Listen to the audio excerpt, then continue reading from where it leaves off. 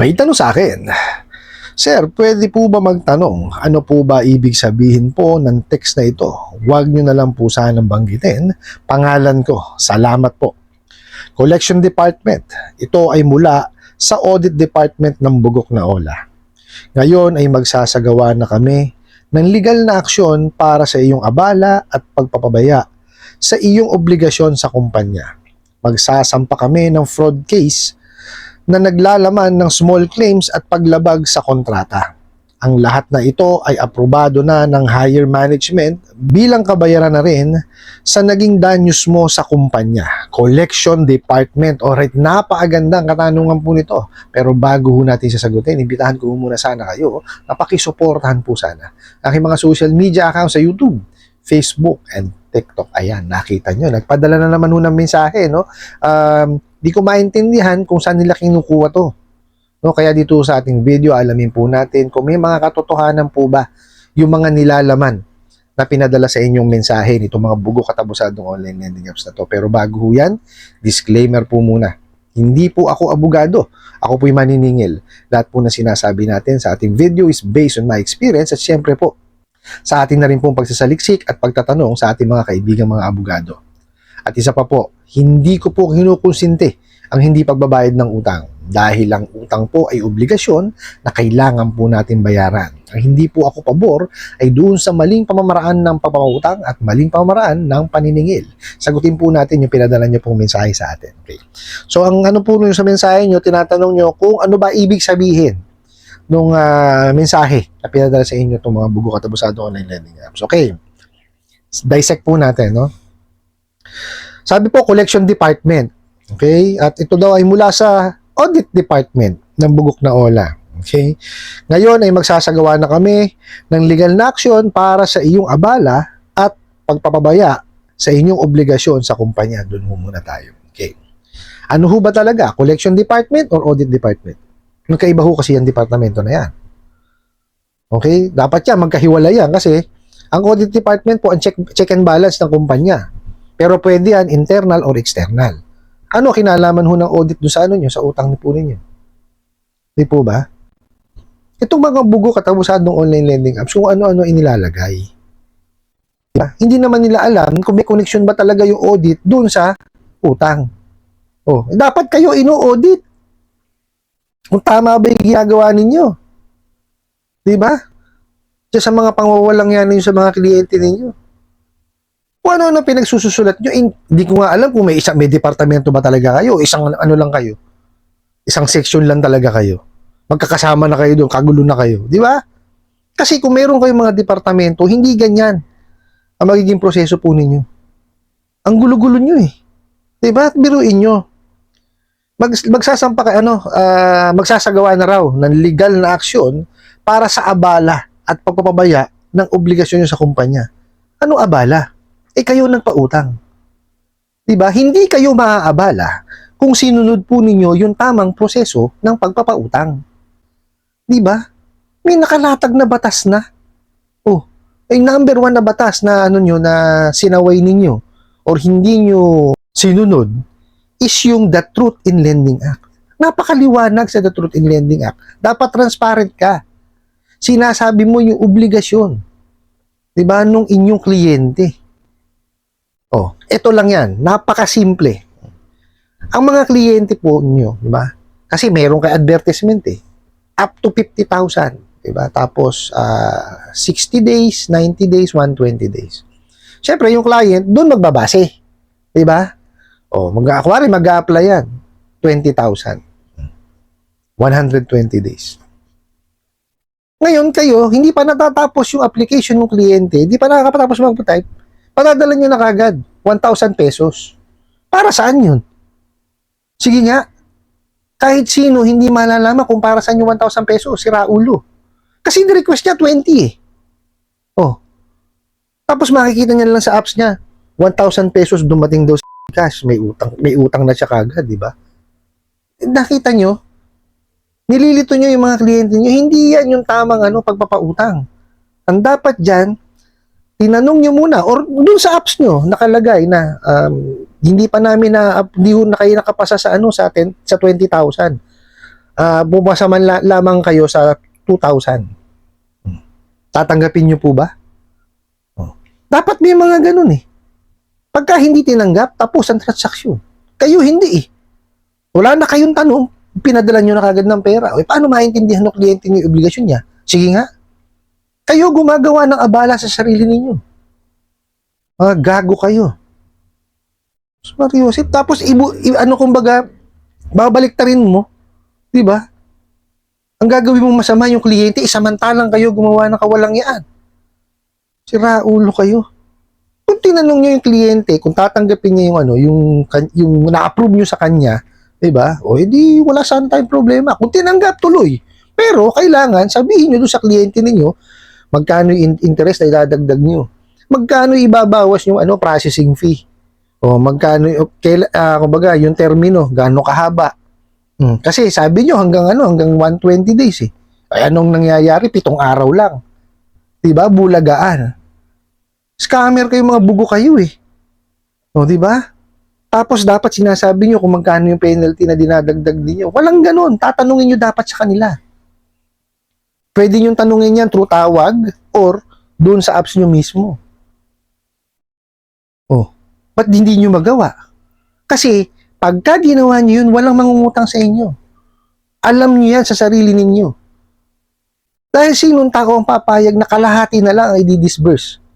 Sinong tao ang papayag na 10% per day ang interest? Sino ang taong papayag? 7 araw lang? Oh. Tapos magbibilang pa kayo ng due date kasama yung disbursement day? Sira ulo ba kayo? Oh. Kayo gumagawa ng abala nyo, hindi yung kliyente. Kayo. Sira ulo tong mga to. Tapos ito pa. Magsasampa kami ng fraud case na naglalaman ng small claims at paglabag sa kontrata. Mga tanga talaga kayo. Ano fraud case? Diba? Kayo tong fraud. Kayo tong nanlilin lang. Diba? Kasi ang fraud, nanlilin lang yan eh. Oh. Ano isasampan yung fraud case? Hindi nga kayo makatungtong sa korte. Gago kayo. Diba? Tapos, kasi ang ginagawa nyo rito, dinudulot nyo sa kliyente, anxiety tsaka depression eh. Dahil nga, siyempre, may usaping legal. Oh. Diyan kayo magaling yung pagpapanggap nyo. Oh. Anong fraud case sasampam mo? Diba? Hindi ka nga nag-investigate, hindi ka nag-verify. Oh. Sige nga, paano mo patutunayan na may fraud? Sige nga. Oh. Tapos yung fraud laman, small claim, sira ulo ka ba? Nang kamote to. So, ibig sabihin lamang po, walang alam talaga sa batas. Oh, kailan ho kayo nakakita na may fraud case tapos nasa loob ng fraud case small claims? Magkahiwalay ho yun. Pagka sinabi nyo kasing fraud, estafa po yan. Okay? Kasi may criminal liability, may kulong yun. O, ngayon, pagka small claims, yun po yung tamang ikaso. Okay? Pwede po yan yung sa usaping pera o yung sinasabi nga kontrata. Pero ba't ka pa pupunta doon sa kontrata, mayroong usaping pera naman? Dahil yung kontrata po ang magpapatunay na may utang. Isasubmit po kasi yan sa small claims court eh. O ngayon, ano pa yan? Che-checkin pa yan kung papayagan. O, di ba? Hindi ho, kala kasi nila ganun-ganun lang yan eh. Wala namang alam yung mga bugok na yan. O, di ba? Gusto lang ho niya mga yan, matakot yung kanilang mga kliyente kaya nagpapadala ng ganyang mga mensahe. Masira ulo kayo. Saka nakakita, fraud case, ang laman, small claims. Bugok. Tapos, ito pa. Yung lahat daw po na yan ay aprobado na ng higher management bilang kabayaran na rin sa danyos ng kumpanya. Sira ulo. Diba? Kaya kayo nandyan. No? Kasi nga, alam ng management na ginagawa ninyo yung inyong trabaho. Kaya lang ang masakit, itong higher management ninyo, bugok din. Yan ang turo sa inyo, tapos gagamitin nyo pang higher management. Hindi nyo dapat sinasama yung mga yan dahil obligasyon nyo yan na maningil eh. Pero maningil kayo dun sa tamang pamamaraan. Naglabas na ng prohibition on unfair debt collection practices. Napakaliwanag dun sa listahan na yun kung alin yung mga bawal. Ang masakit sa inyo, yung bawal ang ginagawa ninyo. Mga bugok. O diba? Paano titino paniningil nyo? Oh, di ba? O ngayon, nakita nyo ha, doon sa balita. Tinuluyan na po. O sana lang magdire-diretso nga. O in-inquest na. Tignan natin kung ano. Ako talagang tinututukan ko to. Okay? Saan, ang panalangin ko lamang magdire-diretso yan. Kasi pag kaya nagdire-diretso, simula na yan. Magtago na kayo sa pinanggalingan ninyo. Totoo yan. Iniisa-isa na kayo. Tsaka nakita nyo kung gaano ka-aggressive ang SEC ngayon, sobra. Totoo, lahat, sila, nagsususpinde, nagbibigay ng penalties po. Ha? Talaga naman, nagre-revoke, nagbibigay ng cease and desist. Lahat ho ginagawa ngayon ng SEC. Kaya kayo, ayusin nyo na yan. Marami pa pong oras kayo para kayo yung magbago. Madali naman yan kasi binigyan na kayo ng privilege para makapagpa-utang. Diba? Yung lisensya ninyo. Gawin nyo na lang sa tama. Diba? Huwag nyo nang huwag nyo nang samahan ng katarantaduhan. Mario Joseph, gusto nyo shortcut Walang shortcut sa buhay. Walang instant. Diba? Yung instant coffee nga, kailangan mo pa magpainit ng tubig. Para matimpla mo siya. So, ibig sabihin, may effort pa rin. Diba? Doon po sa nagpadala ng katanungan na to, wala ibig sabihin niya, pananakot lang ho yan. Wala hong ibang ibig sabihin yung panadala na yan, tinatakot ho kayo niyan. Kinukulta lang ang isipan niyo yan. Ako sa inyo, pag ipunan niyo yan, tsaka niyo siya bayaran. Okay? One time lang ho kayo magbabayad yan dahil kalimitan yung mga bugo katabusadong online lending apps niya, 7 araw Di po ba? So, lalagpas ka talaga dahil nga hindi naman nila diniscuss sa inyo So, ako, lagi kong pinapayo, ipag-ipunan, tsaka bayaran. Yun lamang naman po ang kailangan yung gawin dyan Tapos, pag nabayaran nyo na, huwag nyo na ho silang huwag nyo na ho silang tangkilikin pang muli. Pero, idokumento nyo po yung inyong pagbabayad. Dahil ito po napakarami po sa mga bugo katabusadong online lending apps, pag nakabayad kayo, auto-disburse. Ito-komento nyo na nagbayad kayo at wala kayong, kumbaga hindi kayo nagre-reloan sa kanila. Okay po? Para hindi na kayo madagdagan pa ulit ng panibago. Kumbaga, i-video nyo na lang, nagbayad kayo, di ba? Meron pa isang cellphone na isa, hiramin nyo yung cellphone ng isang kasama nyo sa bahay, video nyo yung nagbabayad kayo, tapos, antabayanan ninyo, di ba? Video nyo pa rin. Ganun lamang po para matapos na po 'yan.